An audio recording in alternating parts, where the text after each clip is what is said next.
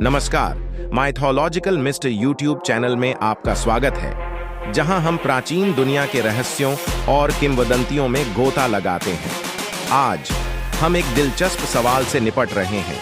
क्या महाभारत के महान योद्धा अश्वत्थामा अभी भी जीवित हैं?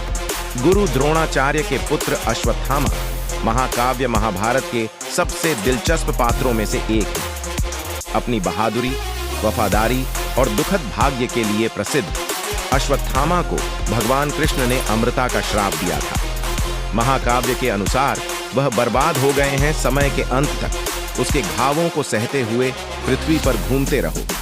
लेकिन इसका वास्तव में क्या मतलब है? और क्या उन कहानियों में कोई सच्चाई है जो दावा करती हैं कि वह अभी भी जीवित है? आइए एक संक्षिप्त नजर से शुरुआत करें कि अश्वत्थामा कौन है। महाभारत में प्रमुख योद्धाओं में से एक के रूप में उन्होंने कुरुक्षेत्र युद्ध में महत्वपूर्ण भूमिका निभाई।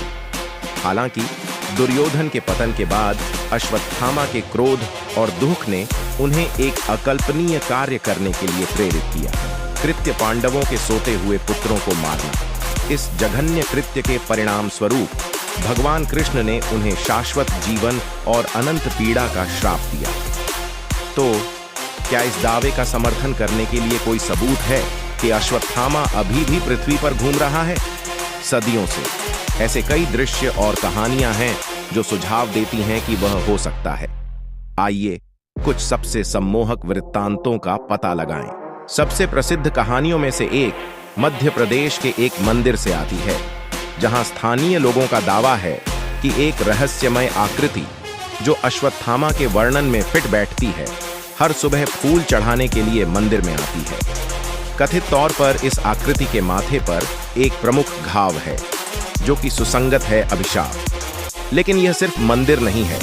गुजरात के जंगलों में शक्ति और उदासी की आभा के साथ एक लंबी प्रभावशाली आकृति की खबरें आई हैं, जिसे अश्वत्थामा माना जाता है। कुछ लोग यहाँ तक कहते हैं कि इस आकृति को गहरी गुफाओं में ध्यान करते हुए देखा गया है या रात में जंगलों में घूमना।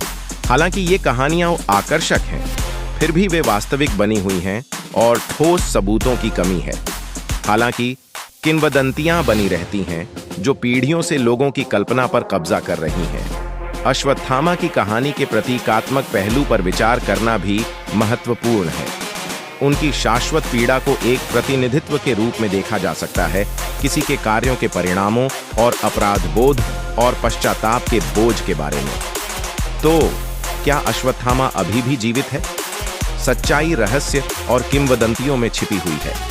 हम जो जानते हैं वह यह है कि उसकी कहानी महाभारत के शाश्वत विषयों की एक शक्तिशाली अनुस्मारक के रूप में गूंजती रहती है।